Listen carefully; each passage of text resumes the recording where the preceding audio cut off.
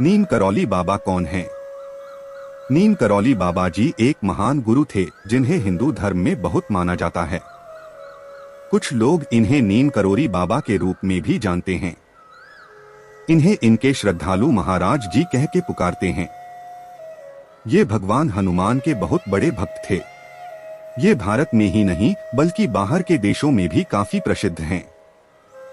ये कई श्रद्धालुओं के गुरु रह चुके हैं। इनके अमेरिका में भी बहुत सारे श्रद्धालु हैं। इनके कई स्थानों में आश्रम हैं, जैसे कि वृंदावन, ऋषिकेश, शिमला, कैंची आदि।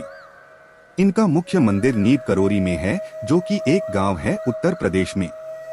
ये गांव खिमसेपुर, फर्रुखाबाद में आता है। नीम करौली बाबा का इतिहास। इनकी मान्यता के अनुसार एक कहानी है जिसे सुन के लोगों के मन में इनके प्रति श्रद्धा बढ़ जाती है।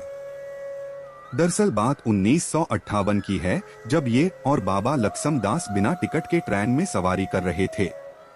तभी वहां ट्रेन का टिकट कंडक्टर आया और इनसे टिकट मांगी, लेकिन इनके पास टिकट नहीं थी, तो उसने इन्हें ट्रेन से उतरने को कहा और जहां उतरने को कहा वो स्थान नीम करोरी गांव था, जो जिला फर्रुखाबाद में पड़ता है।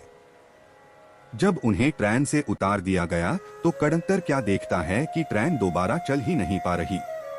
काफी प्रयास किए गए लेकिन ट्रेन नहीं चली, तो सबने कंडक्टर से बाबा जी को दोबारा से ट्रेन में बिठाने को कहा और तब कंडक्टर को अपनी गलती समझ आई और उन्होंने बाबा को ट्रेन में बैठने का आग्रह किया, लेकिन बाबा नहीं माने। जब सबने अधिक बोला तो उन्होंने कहा ठीक है, लेकिन इसी स्थान पे पहले रेलवे को स्टेशन बनवाना पड़ेगा, तब ये ही मैं बैठूंगा। तब सभी ने वादा किया और बाबा ट्रेन में बैठे तो ट्रेन चली दी। उसके बाद वहां बाबा का भव्य मंदिर भी बनवाया गया और रेलवे द्वारा वहां स्टेशन का भी निर्माण हुआ, जो नीम करोरी के नाम से जाना जाता है। नीम करोली बाबा एक महान हनुमान भक्त संत थे। बहुत से लोग उन्हें हनुमान जी का अवतार भी मानते हैं। प्यार से लोग उन्हें महाराज जी के नाम से भी पुकारते हैं। हनुमान जी के परम भक्त नीम करोली बाबा जी के दरबार कैंची धाम आश्रम एवं वृंदावन आश्रम में हमेशा भक्तों का तांता लगा रहता है। लोगों का कहना है कि दरबार में आकर उनकी मनोकामना पूरी होती है और महाराज कभी भी किसी भक्त को निराश नहीं छोड़ते।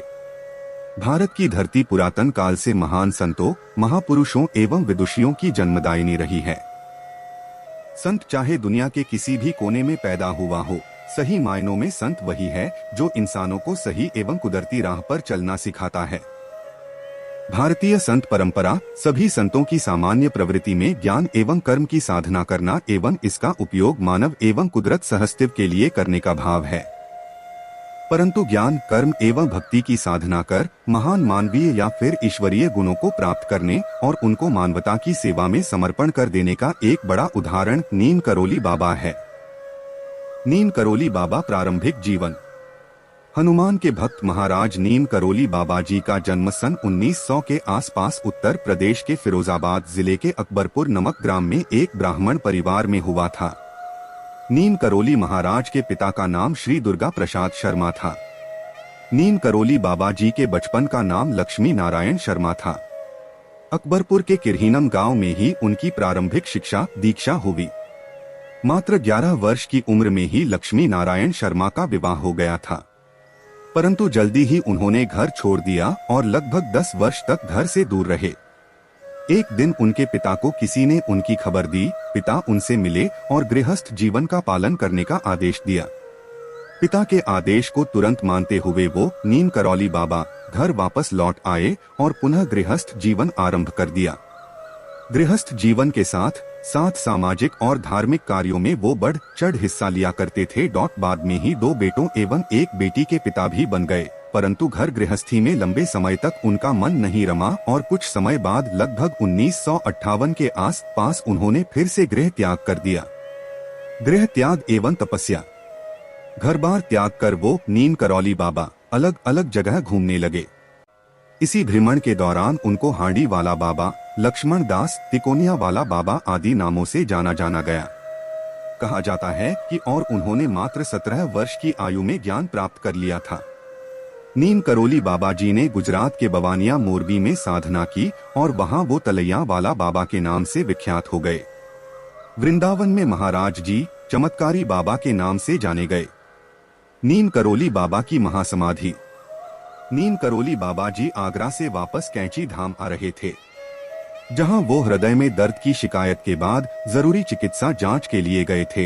इसी बीच मथुरा स्टेशन पर पुनः दर्द होने के कारण उन्होंने अपने शिष्यों को वृंदावन आश्रम वापस चलने के लिए कहा। तबीयत ज्यादा खराब होने की वजह से शिष्यों ने उन्हें वृंदावन में एक हॉस्पिटल के आकस्मिक चिकित्सा सेवा कक्ष में भर्ती कर दिया। डॉक्टर्स ने उन्हें कुछ इंजेक्शन दिए और ऑक्सीजन मास्क लगा दिया।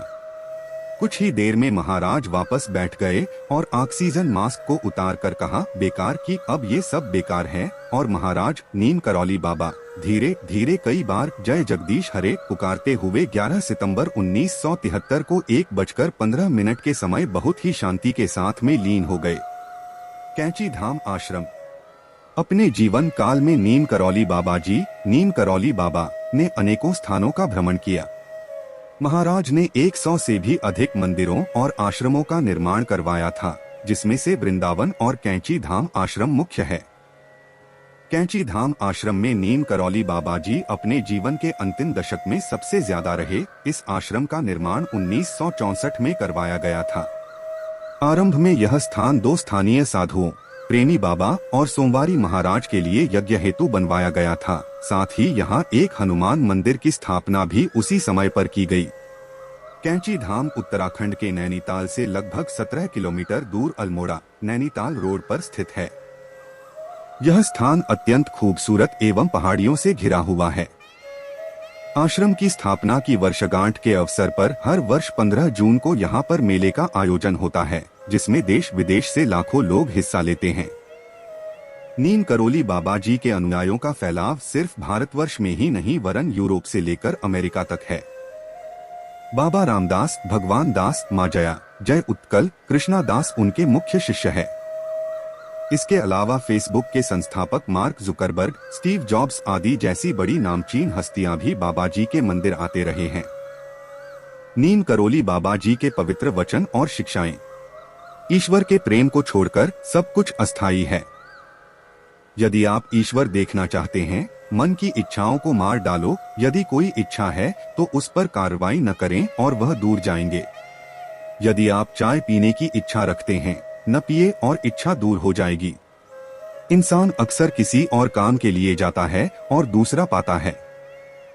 संपूर्ण सत्य आवश्यक है। हर किसी से प्रेम करो, हर किसी की सेवा करो, भगवान को स्मरण करें और सत्य को बताएं।